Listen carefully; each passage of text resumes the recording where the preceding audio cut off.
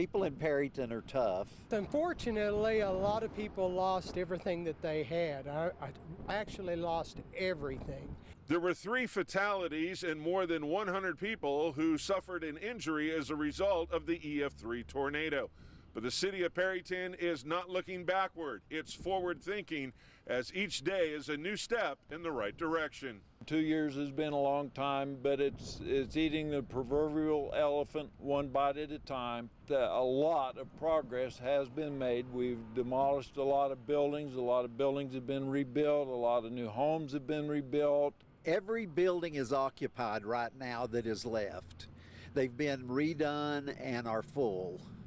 And we have a waiting list of people that want to lease buildings on Main Street and bring a business here. Since June 15th, 2023, the population of Perryton started to decrease.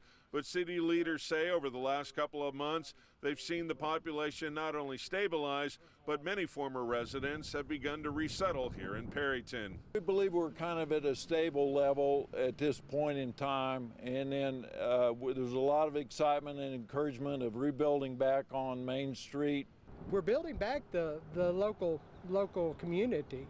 It's looking a lot better, and there's indication down the pike that we may be getting some new businesses in town. Each day for the city of Perryton going forward, it's about climbing the mountain. It's a steady trail of progress of being upward and onward as they continue to heal from a catastrophic event that occurred back in June in 2023.